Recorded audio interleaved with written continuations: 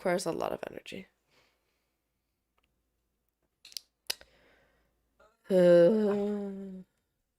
Welcome to the 56th episode of Beer and Fear. My name is Zach. Paige. Paige is sick and is drinking McDonald's Sprite. It's the cure-all. The best Sprite. The cure-all. The best Sprite. It is the best Sprite. It's spicy. Spicy Sprite. This episode is about Murder Hornets. Isn't that cold, nice and cold in your face? Yeah, these mics are great. Yeah, Murder Hornets. Woo! Woo! Get pumped. It's a Yeah. fanfare. Whoa, yeah. Woohoo! Having fun tonight. Go on. I actually did I did this your way where I ended up picking the topic based off of the beer. Interesting. Because I was trying to pick a topic first, and then usually in order for me to give the okay with a topic, I need to make sure that there's a beer that I can match with it. And I couldn't do that. And while I was looking for beers, I found this one. So I'm excited to try it. Sounds good. But tell me about your week. How's last week been? Any fun news to share? No.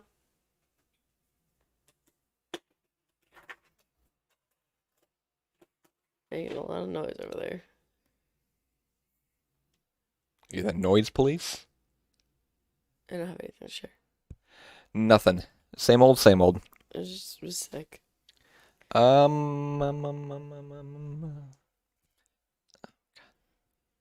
Mike Came came out out of nowhere. Yeah, socked me right in the face. I think my jaw's broken now.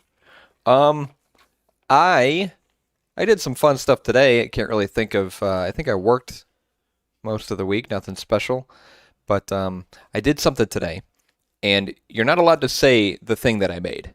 Remember, I was telling you about it in the car.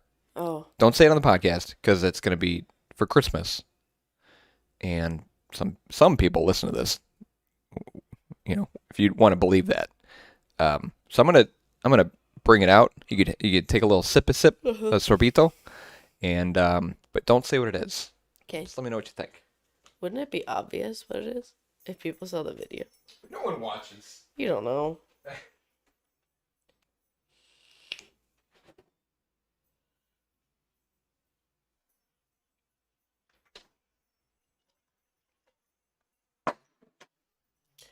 Tiny glass.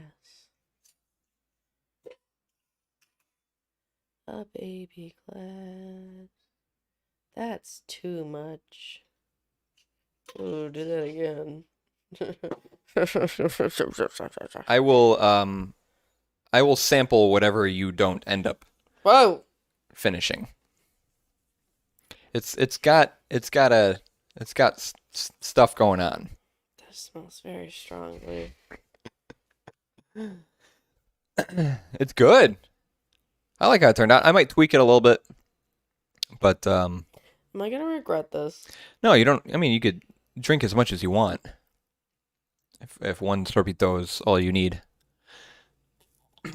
I think it's tasty. I think I might tweak it a little bit, but Oh.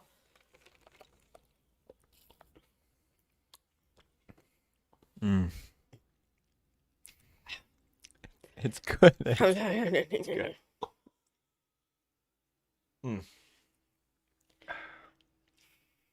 Okay. Well, you don't like it. I don't think I like eggnog.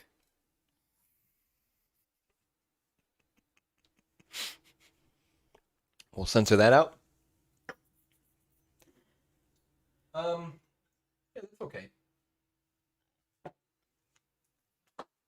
The aftertaste was good.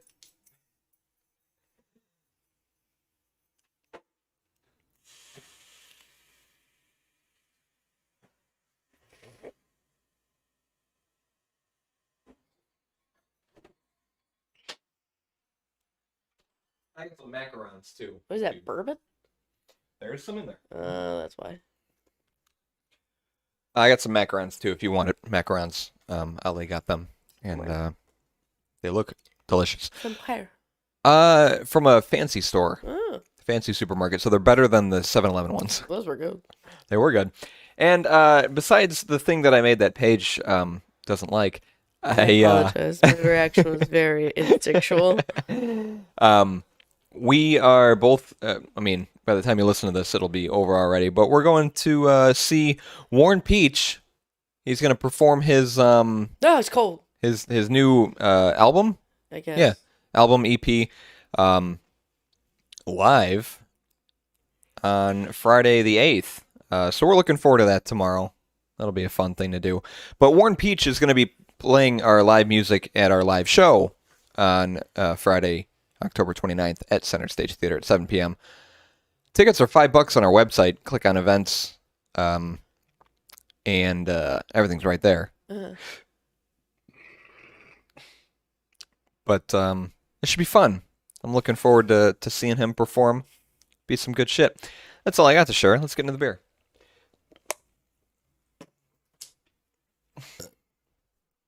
Our beer for episode 56 on Murder Hornets is from Hubbard's Cave. Oh, is that the...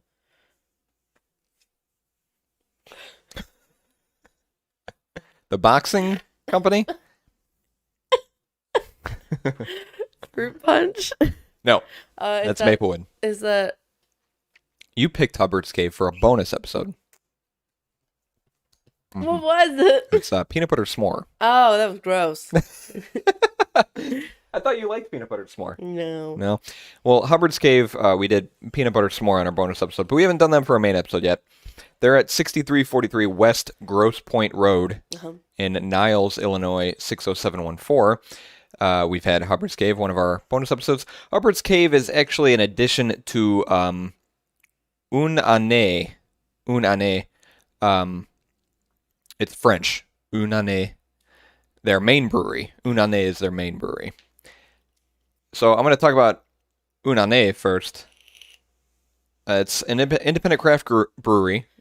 Was born in 2013 on the near west side of Chicago near Hubbard's Cave, with the quest of making fine Belgian-inspired ales for all beer lovers. Founded by architect, former Marine, and Chicago native Jerry Nelson. He's done it all. Much. The brewery has since become a family operation when Jerry's brother Dave joined in. We are fortunate to have a fabulous team of dedicated brewery professionals to work with every day. What does it mean? Did we mention Jerry did an architecture abroad program in Versailles, France? Baby, you gotta... Perhaps. I still haven't, told the vet about that yet. But that's all she does. Nothing ever comes up. It's just she's clearing phlegm from her little cat throat.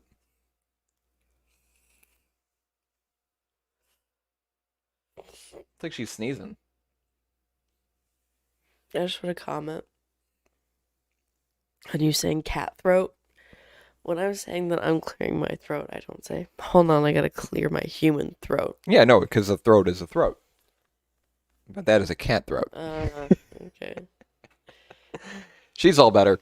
Une année, meaning 1 year in French, began with a seasonal rotation of annual Belgian beers, which have since become weekly and bi-weekly releases. Our first offering, Maya, was made for the adults at Jerry's daughter's first birthday party.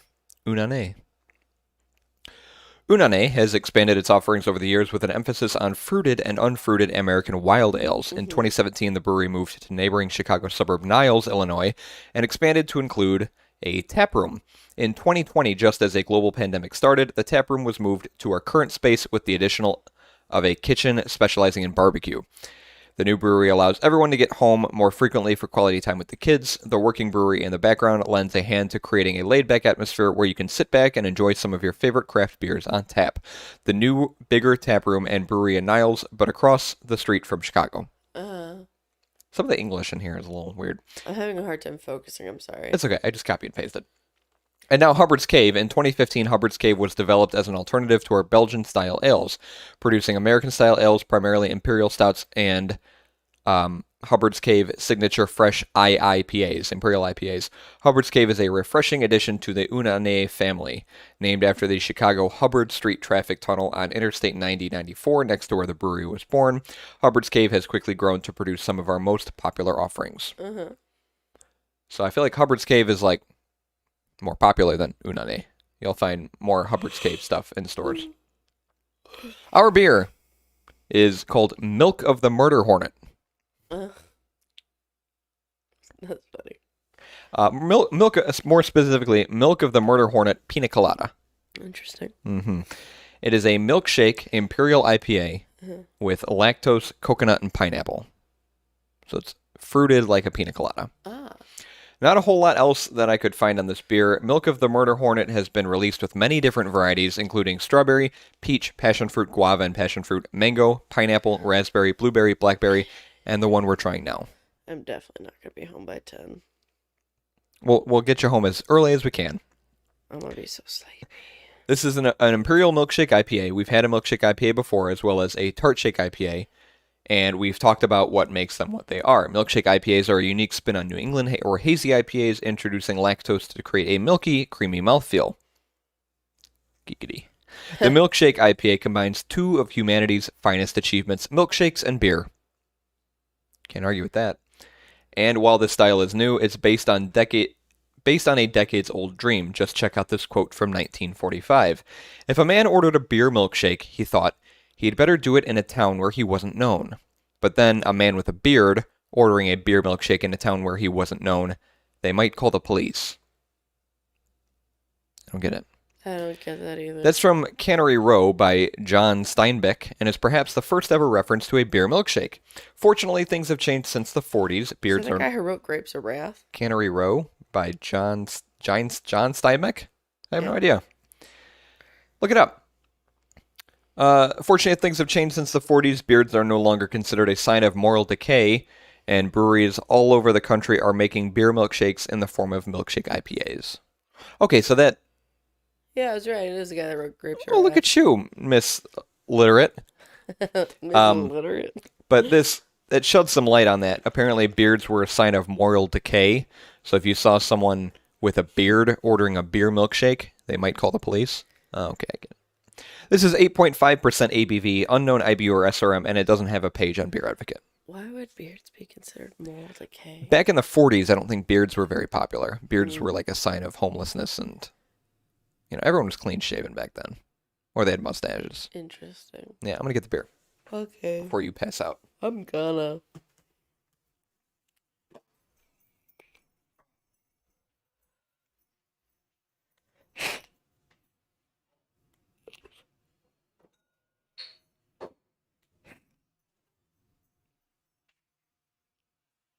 So much beer in here.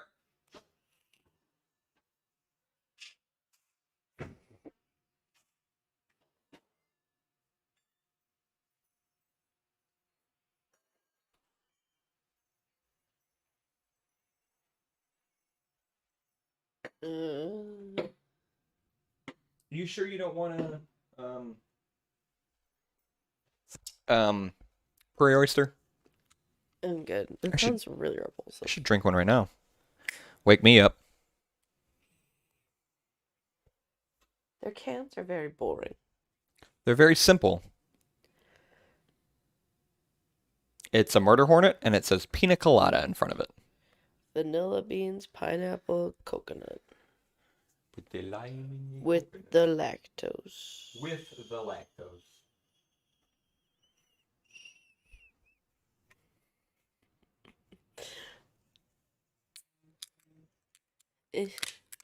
My nails are so long.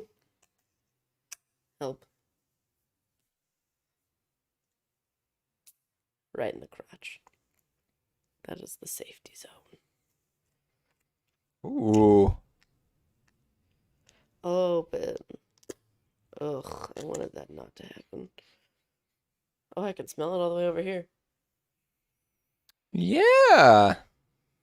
Let me get a little... I can whiff through. My left nostril is very clogged right now. You drive-by sniffs? Don't you dare. Yeah, it smells like candy. it does. Sweet, Like and a pina colada. it smells like a pina colada. That's a pina colada. Oh, you got one of those pina coladas over there, don't you? Is that a pina colada?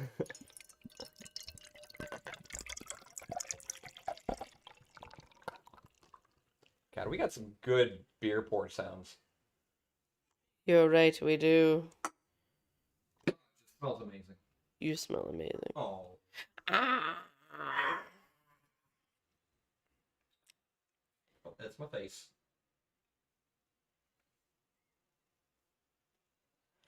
I can tell I'm sick because when I breathe, it sounds very whistly.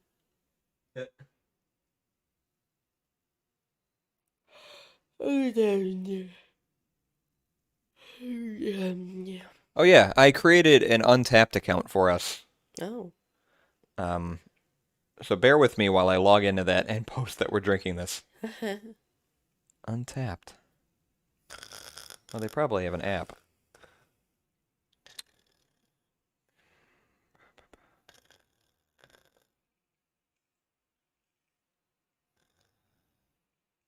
Same, dude.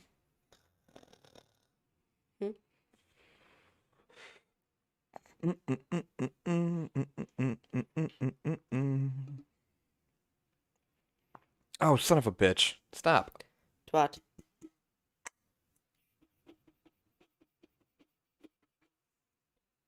Smells like pineapple and coconut Pineapple. and nut. Pineapple and nut.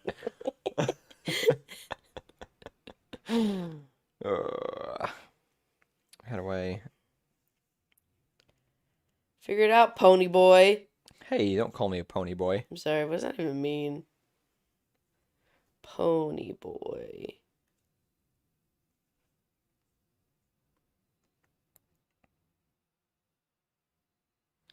Oh, is it? Oh, that's right, character in The Outsiders. Pina colada, there it is.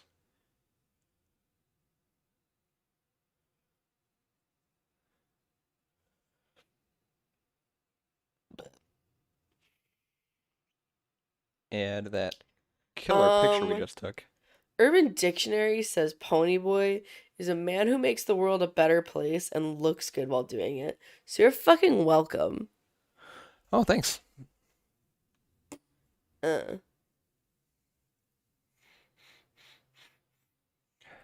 smells like the last milkshake IPA we had, but with coconut and pineapple. You're wrong on so many levels. And it looks Let like me tell you why. Just kidding, you're right. It's a little bit darker than other hazy IPAs we've had, I just want to lick it. but it's good. Yeah, we're about to lick it a lot in our mouths with our tongues. I don't like where that went.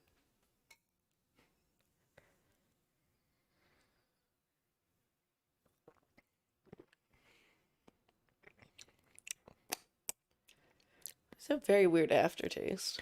A little bit. Right. I mean, right. Granted, I'm also sick and congested, so I can't exactly get a full, like...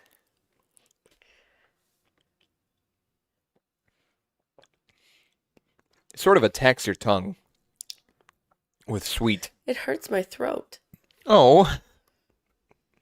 Stop it. Is it stinging your throat? Did they milk these murder hornets for this? Mm-hmm. Just Everyone. gotta use your tiny finger. Everyone. They got tweezers. They They're actually pretty cooperative. They're chill about it. just buzz in place. They're just like Mm-hmm. fluttering their little wings. It's just the coconut is very pleasant in it and very obvious because, like I said, I'm congested, so like my flavor palette's probably all off. So the fact that the coconut is that predominant, Yeah. It's there. This is definitely pina colada. I can't drink all this. I don't know what it is, It's a little heavy. but it's not that it's heavy, it's just it is very unpleasant once it hits the back of my throat. It's strange. It's got a weird sort of twist at the end, yeah. It smells so good though. It's like lemony, like acidic lemony is what I'm getting. It doesn't hurt your throat? No. Maybe it's because my throat's agitated. It's just it just tastes acidic almost. But it's a thicker mouthfeel. Mm. It smells incredible. Yeah, I love the smell. I just want to stick my nose in there.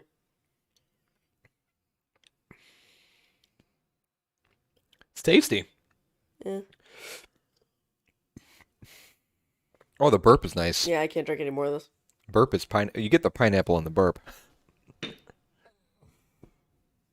Mm-mm. It, I think I don't know if it's because my throat's agitated or something, but it is not reacting well. the Murder Hornets are not kind to Paige. No, It's almost too sweet, I feel. I can't even tell. Yeah, it's almost sweet to the point of it being unpleasant.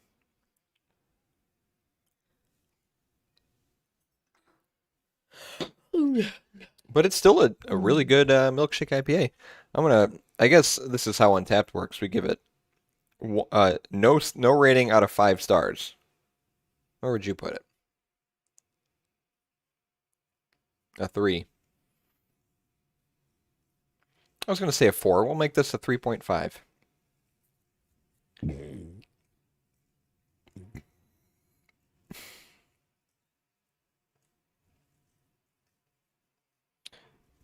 Mm-mm-mm. What is that sound?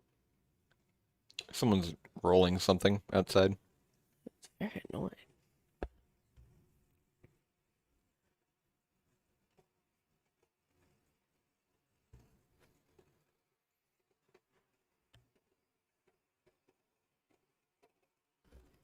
I don't like that. Stop it.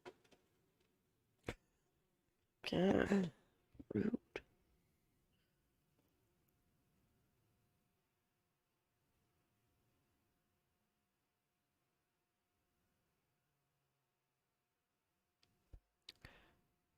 All right, hey, we did the Untapped thing.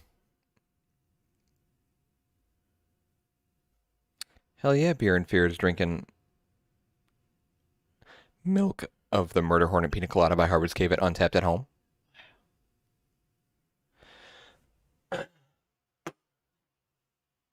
Whenever you're settled over there, Huh? whenever your face is sufficiently cooled by the microphone, give us a rundown of Murder Hornets. Did you want to rate it? Damn it. This is why you're here, Paige. Keep me on track. I mean, can't wait to get to bed. Sleep so hard. Make those pillows. I want to try those macarons. Oh, yeah. Those sound good. Faux show. Can't say no to macarons. She said mango, coffee, and then there was something else. She really liked the mango one. Beer list. Edit.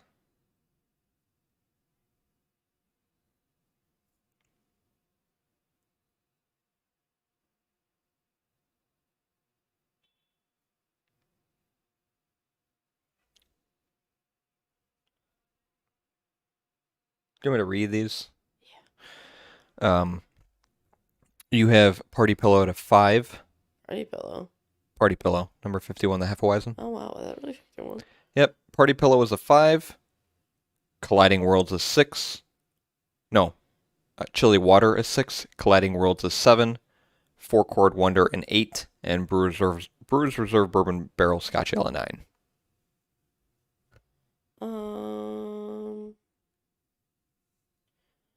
I'd give this one a 7. You want to move everything else up? I think that's well. You can move everything else down. Yeah. Okay. 7. 7. Oop. 7 to an 8. 8 to a 9. 9 to a 10. And I think I'm going to put this below Party Pillow. Chili Water by Tighthead was an APA. It's 4. Four Chord Wonder. Put this at a 4. So this becomes a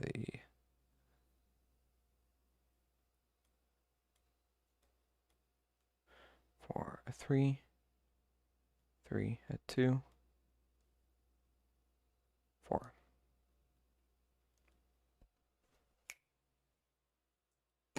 Start falling asleep. It's okay. You can fall asleep here. No, I gotta wake up early.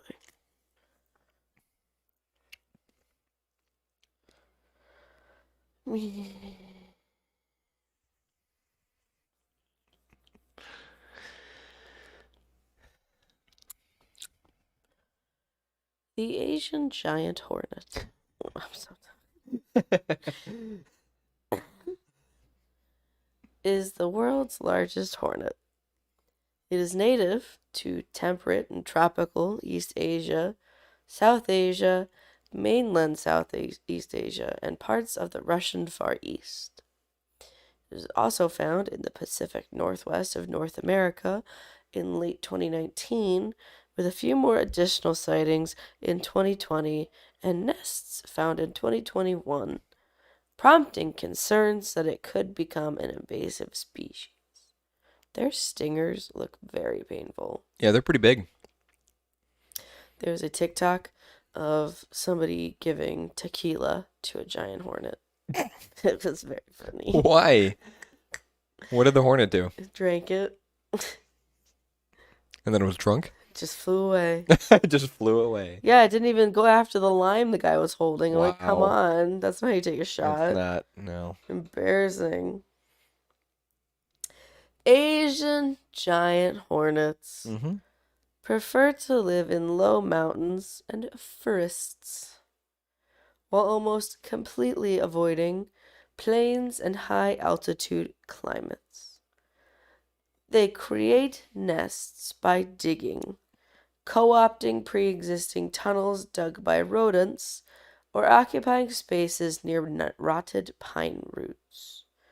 It feeds primarily on large insects, colonies of other eusocial insects, tree sap, and honey from honeybee colonies. Why do honeybees keep getting fucked over? How's that fair? Yeah, they're a pretty big target from these guys. The hornet has a body length of 1 3/4 inches or 45 millimeters, a wingspan of around 3 inches, and a stinger around 1/4 inch long, It's a big boy. which injects a large amount of potent venom. Yeah, it does. Although the scientific literature and official government sources, don't shake your leg, continue to refer to the species by its established common name, the mainstream media have taken to using the nickname Murder Hornet. Hence the title of this episode. I feel like we're presenting a college lecture and we're like professors who have been there for 40 years ready to retire. If you look on the projector, you will see the infographic of the Murder Hornet. If you check the projector, you will see the prenup I have signed with my wife. That cheating bitch thinks she can get away with taking half of everything. Stacy, you fucking whore. I know you can hear this. You cunt.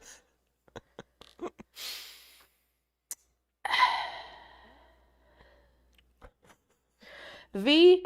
mandarinia, which is the special name The special name. for a murder hornet, is a species in the genus Vespa, not to be confused with Princess Vespa from Spaceballs. And not to be confused with the motorized scooters. No.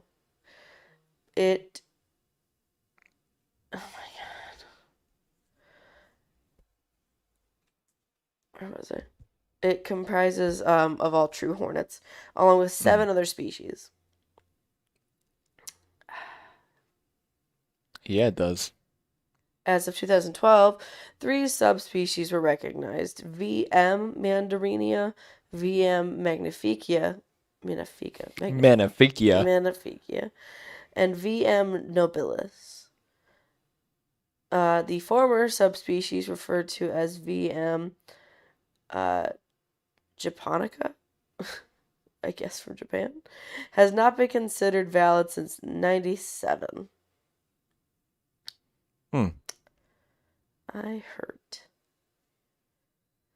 Regardless of sex, the hornet's head is a light shade of orange and its antennae are brown with a yellow-orange base. Its eyes are dark brown to black. V. mandarinia is distinguished from other hornets by its pronounced clypeus and large gennae. Gennae? Yeah, I know what those are. It's what makes up the face. Oh. Its orange mandible contains a black tooth that it uses for digging, which adorable. A single black tooth. Just one. He's got bad health insurance. Dental wasn't included on his plan. The thorax is dark brown with 2 gray wings, varying in span from 35 to 76 millimeters. Its forelegs are brighter than the mid and hind legs. The base of the forelegs is darker than the rest. The abdomen alternates between bands of dark brown or black and a yellow-orange hue. The 6th segment is yellow. It just deflated. Yeah, I was going to say that same exact thing. The queens are considerably larger than workers. Duh. Queens can exceed 2 inches, while workers are between 1 3/8 and 1 5/8 inches. Those are big boys still. The reproductive anatomy is consistent between the two, but workers do not reproduce, like any other bee-related colony.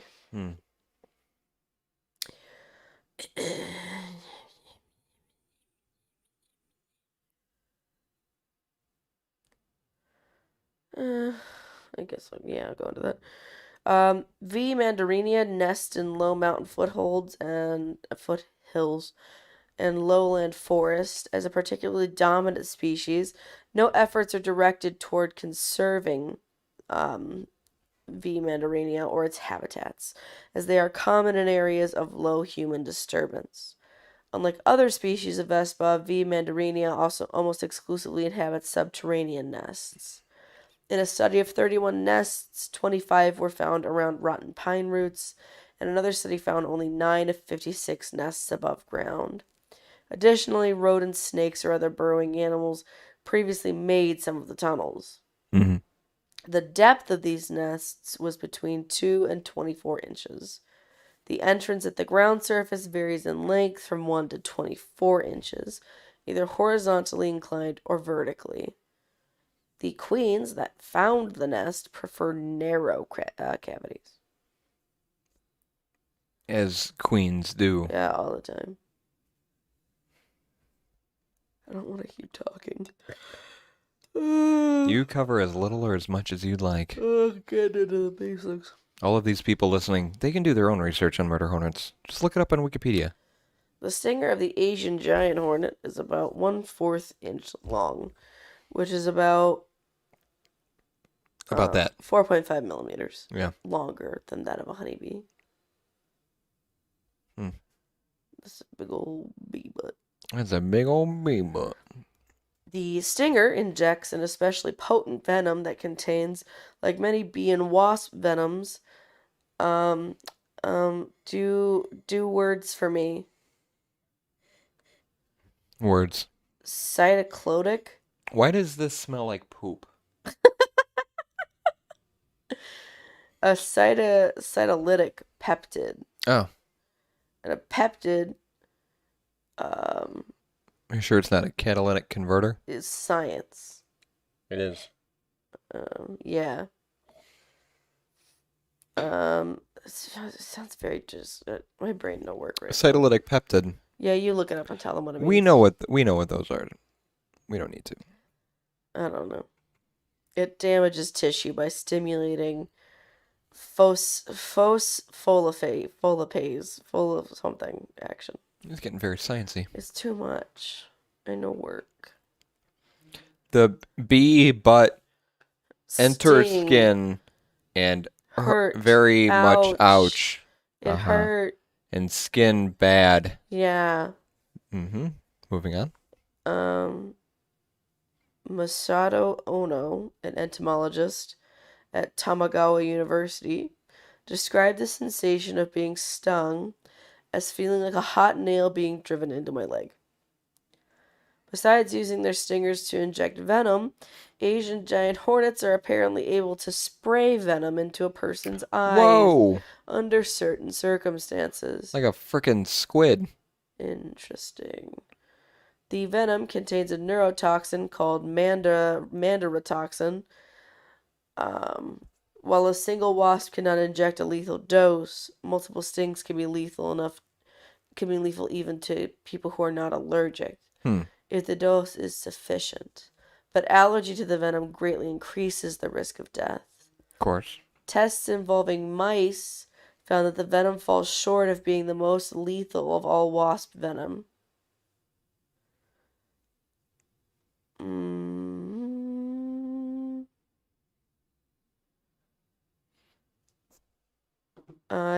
It falls short of being the most lethal of all wasp venom, having, in comparison, well, I guess, no, having an LD of 4.0 mg to kg.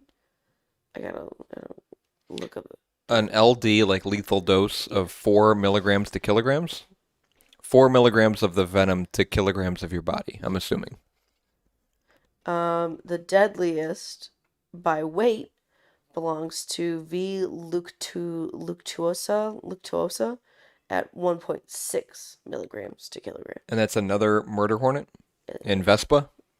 It's still, it belongs. They're all in Vespa. Yeah.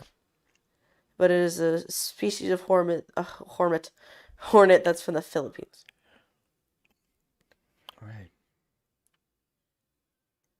Too much brain. It's a lot. You're killing it, though, I gotta say. I don't feel like I am.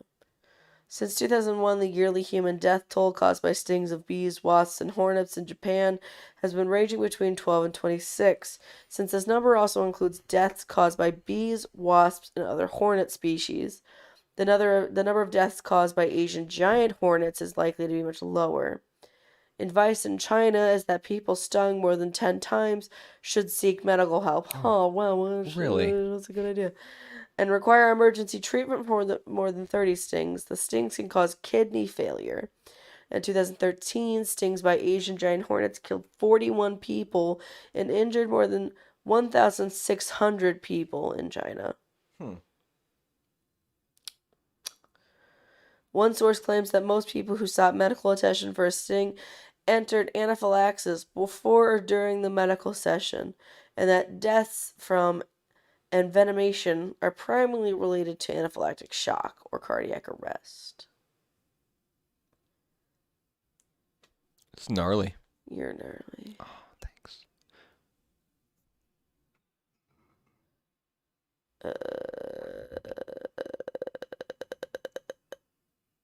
Someone just open a door? In an experiment observing 4 different species of Vespa, Mandarinia was the dominant species. Of course. Multiple parameters were set to determine this. Parameters. The first set parameter observed interaction-mediated departures, which are defined as scenarios wherein one species leaves its position due to the arrival of a more dominant individual. The proportion of That's too much. That's statistics, math, probabilities, calculations. I'm just too tired. The Asian giant hornet... I'm just skipping that section. You can cut that out. The Asian giant hornet is intensely predatory. It hunts medium to large-sized insects such as bees, other hornet species, and mantises. Yeah, it fucks up mantises. The latter are favored targets in late summer and fall. Large insects such as mantises are key protein sources to feed queen and drone larvae. Workers forage to feed their larvae, and since their prey can include crop pests, the hornets are sometimes regarded as beneficial.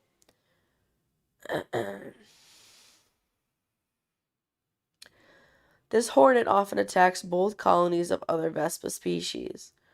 They also cannibalize each other's colonies. Oh, that's not nice. It is not nice. You are correct. Hornet larvae, but not adults, can digest solid protein. The adult hornets can only drink the juices of their victims, and they chew their prey into paste to feed to their larvae. The workers dismember the bodies of their prey to return only the most nutrient-rich body parts, such as flight muscles, to the nest. That doesn't make any sense. I feel like when you're younger, you are able to eat less. You know? Does anything about this make sense to you? I mean, murder hornets are fucking crazy. It's the freak of nature. That's what they are. Yeah, they're crazy. In some Japanese mountain villages, the nests, I didn't like that, God. are excavated and the larvae are considered a delicacy when fried. Oh, no. No. Yeah, it's crazy. In other regions, these wasps are sometimes eaten as snacks or an ingredient in drinks. Of course. The grubs are often preserved in jars, pan-fried or steamed with rice to make a savory dish. The adults are fried on skewers, stinger and all until the body becomes crunchy. Oh, gosh. Why? I'm going to leave it at that. I'm tired. Yeah, okay. I'm powering down. Pew, pew, pew, pew, pew. Man, freaking Japanese people are crazy and eating bugs and sticks. And what's happening right now? People eating What is happening? crazy. I don't like this. What is happening? Are you doing a thing? Is this like an improv thing? Eating bugs and stuff. Why do you sound like a comic from a Def Jam? A Def Jam? I forgot what that was. Low battery.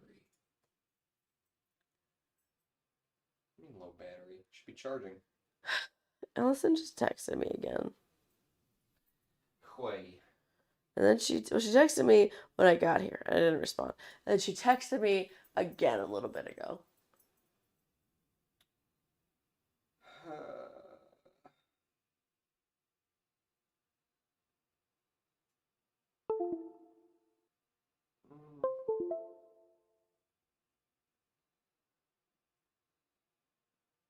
I'm sorry.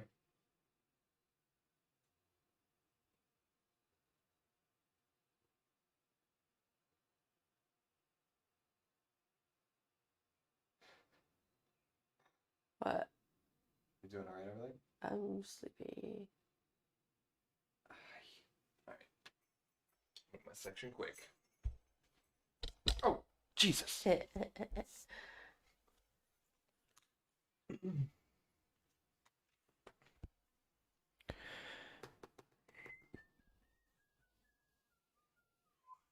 actually going to finish this beer.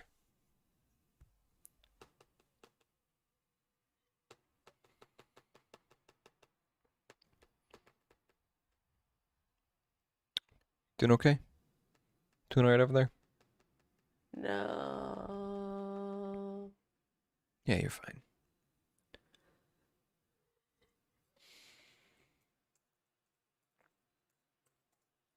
You need a prairie oyster in your life. No. I'm going to make one when we're done.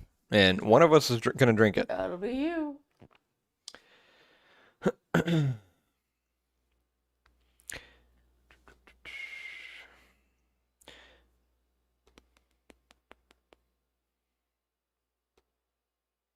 Oh, this laptop.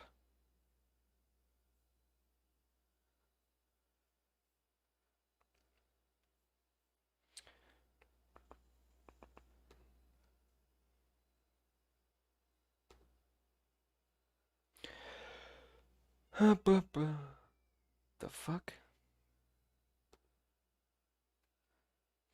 So around wintertime 2019, a threat entered the U.S. that no one was expecting.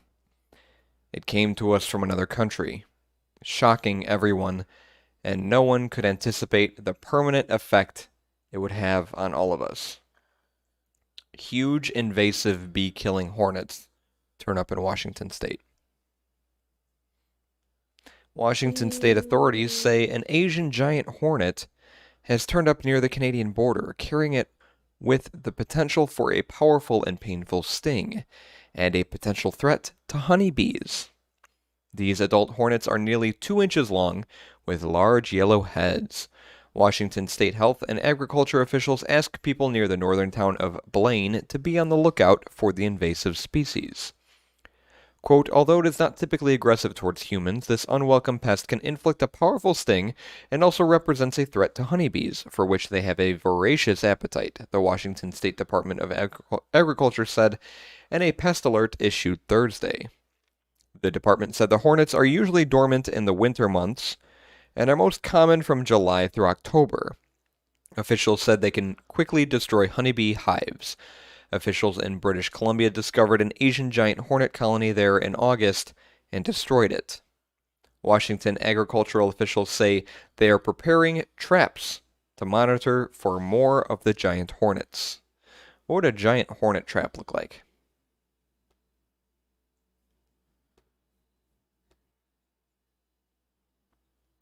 I agree.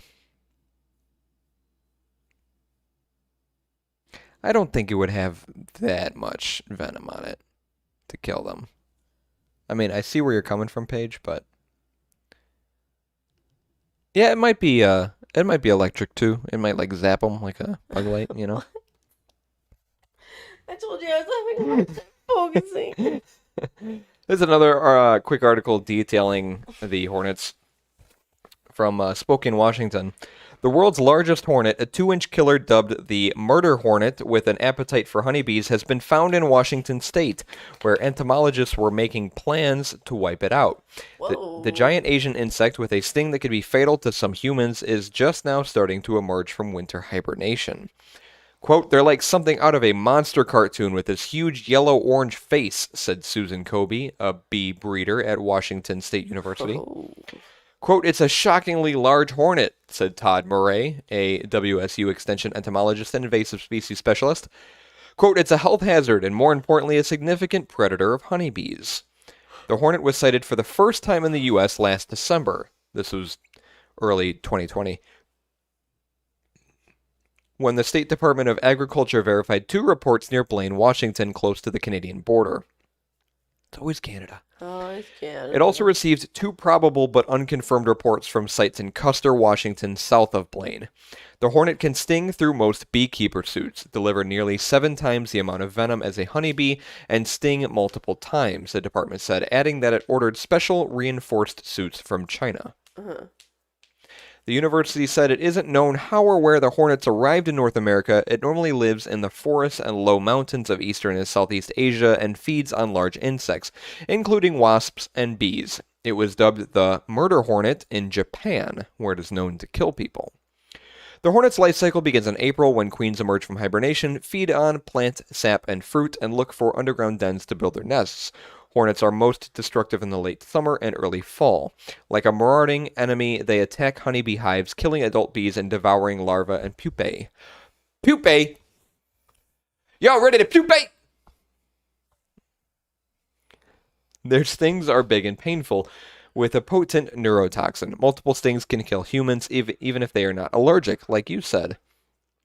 Farmers depend on honeybees to pollinate many important Northwest crops such as apples, blueberries, and cherries.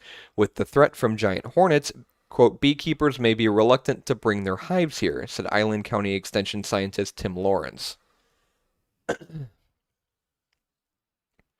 invasive species can dramatically change growing conditions, Murray said, adding that now is the time to deal with the predators. And then they came out of hibernation. So this is May 2020. Murder hornets in the U.S. The rush to stop the Asian giant hornet.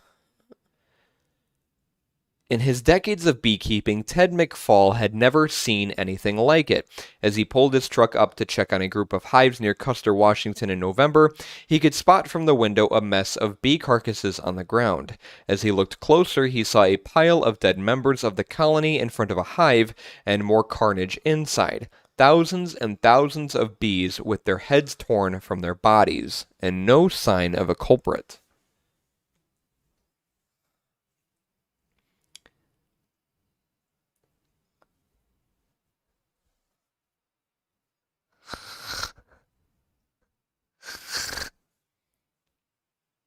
I couldn't wrap my head around what could have done that, Mr. McFall said. Only later did he come to suspect that the killer was what some researchers simply call the murder hornet.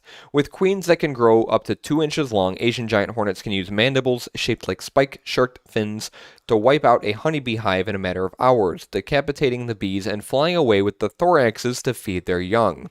For larger targets, the hornet's potent venom and stinger, long enough to puncture a beekeeping suit, make for an excruciating combination that victims have likened to hot metal driving into their skin, like you said. In Japan, the hornets kill up to 50 people a year. Now, for the first time, they have arrived in the United States. I see that hypnagogic jerk over there. Quit your hypnagogic jerking. I can't help it. It's interesting that these kind of came around the same time as COVID did. What? The bees? The thing that we're talking about in the episode, yeah. Uh, It's interesting. Maybe it's a conspiracy. Mr. McFall still is not certain that Asian giant hornets were responsible for the plunder of his hive, but 2 of the predatory insects were discovered last fall in the northwest corner of Washington state, a few miles north of his property, the first sightings in the United States. Scientists have since embarked on a full-scale hunt for the hornets, worried that invaders could decimate bee populations in the United States and establish such a deep presence that all hope for eradication could be lost. This is our window to keep it from establishing, says Chris Looney, an entomologist at the Washington State Department of Agriculture. If we can't do it in the next couple of years, it probably can't be done. Go to sleep. Stop. Go to sleep. I'm gonna. Little Paige. That's weird. Do I need to slap you in the face? I'll slap you back. All right, deal. On a cold morning in early December, 2.5 miles to the north of Mr. McFall's property, Jeff Cornelis stepped on his front porch with his terrier mixed dog. He looked down to a jarring sight. It was the biggest hornet I'd ever seen. The insect was dead, and after inspecting it, Mr. Cornelis had a hunch that it might be an Asian giant hornet. It did not make much sense, given his location in the world, but he had seen an episode of the YouTube personality Coyote Peterson getting a brutal sting from one of the hornets. Beyond its size, the hornet has a distinctive look, with a cartoonishly fierce face featuring teardrop eyes like Spider-Man, orange and black stripes that extend down its body like a tiger, and broad, wispy wings like a small dragonfly. Mr. Cornelis contacted the state, which came out to confirm that it was indeed an Asian giant hornet. Soon after, they learned that a local beekeeper in the area also had found one of the hornets.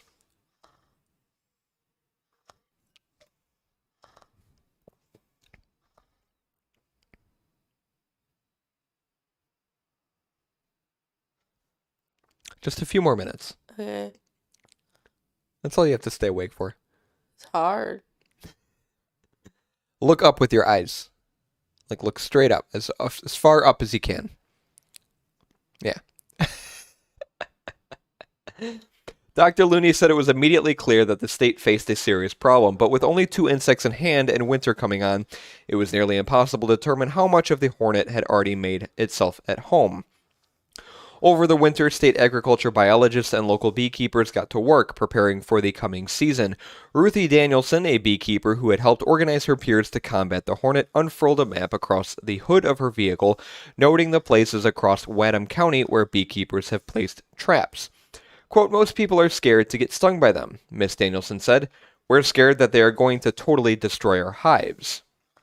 Adding to the uncertainty and mystery were some other discoveries of the Asian giant hornet across the border in Canada. In November, a single hornet was seen in White Rock, British Columbia, perhaps 10 miles away from the discoveries in Washington state, likely too far for the hornets to be part of the same colony. Even earlier, there had been a hive discovered on Vancouver Island across a strait that probably was too wide for a hornet to have crossed from the mainland.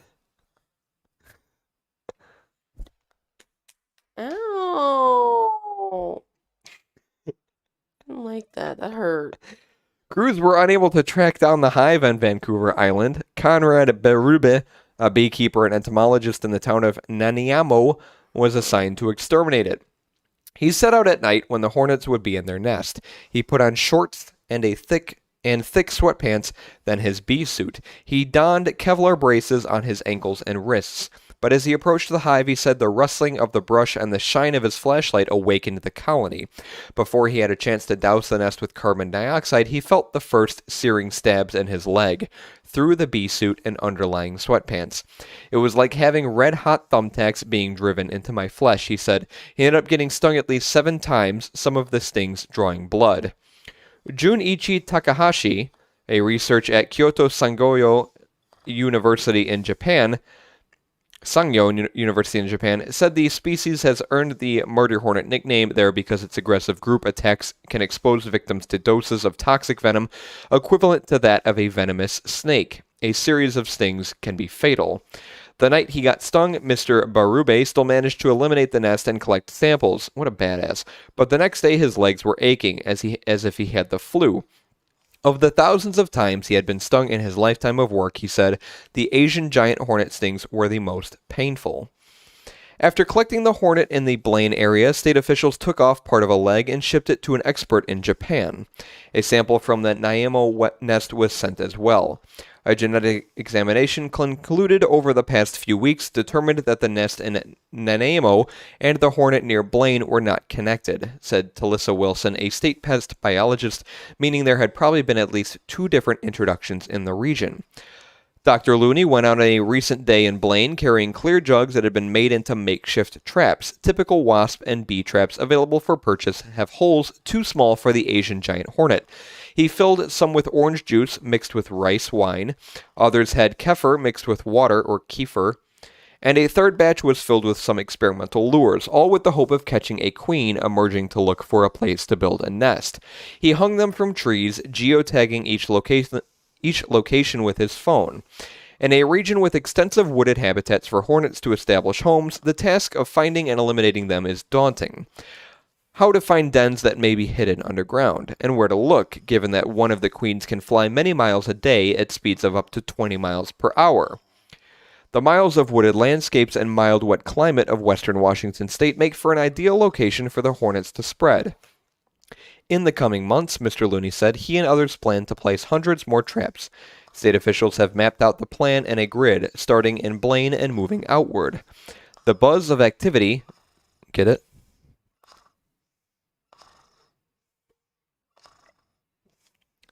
Inside a nest of Asian giant hornets can keep the inside temperature up to 86 degrees, so the trackers are also exploring using thermal imaging to examine the forest floors. Later, they may also try other advanced tools that could track the signature hum the hornets make in flight. If a hornet does get caught in a trap, Dr. Looney said, there are plans to possibly use radio frequency identification tags to monitor where it goes. That's pretty high tech. Or simply attach a small streamer and then follow the hornet as it returns to its nest. While most bees would be unable to fly with a disruptive marker attached, that is not the case with the Asian giant hornet. It is big enough to handle the extra load.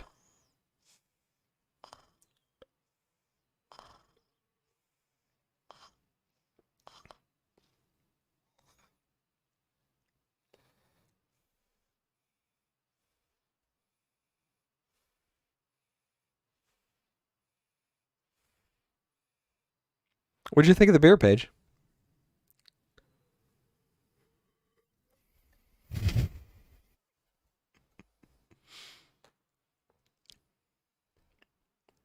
He didn't drink much of it. I didn't process this entire episode at all.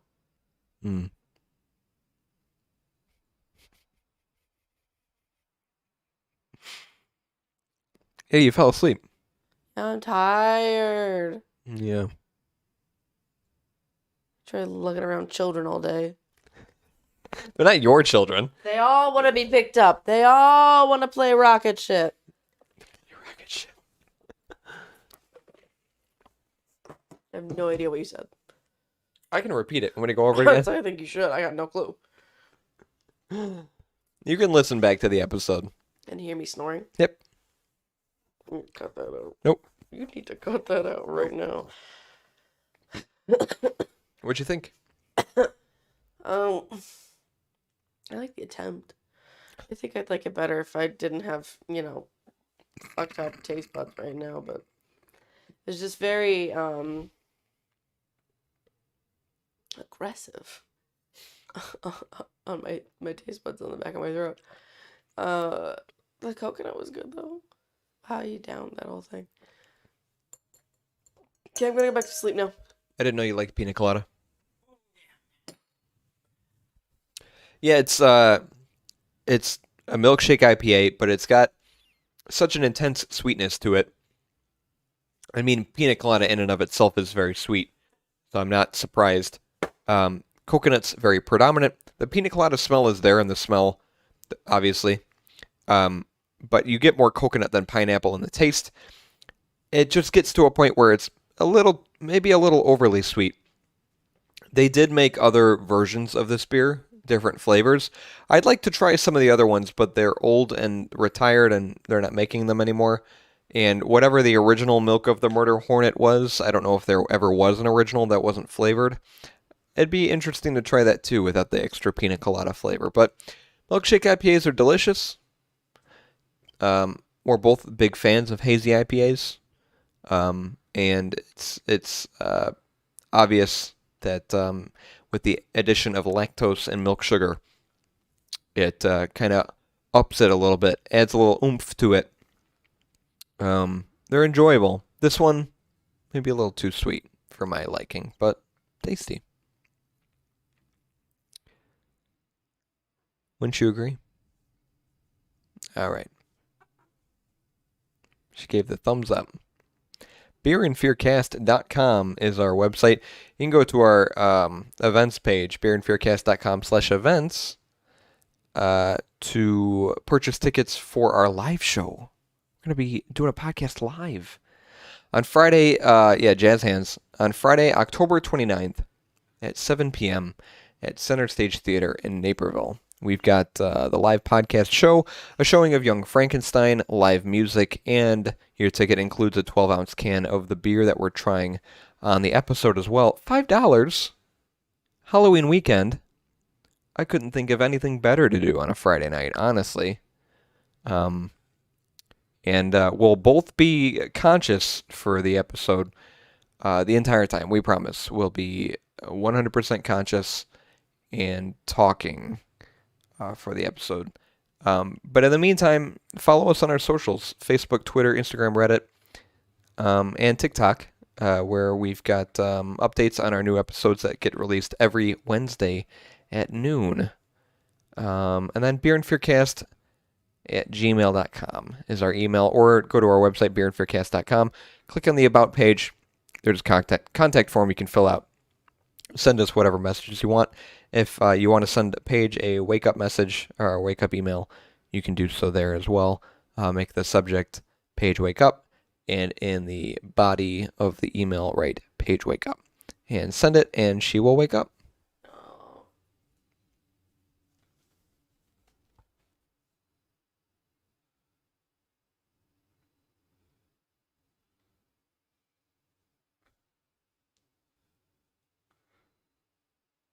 The episode's not officially over until you say it.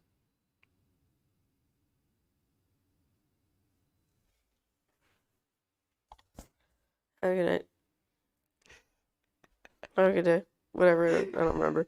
I don't care.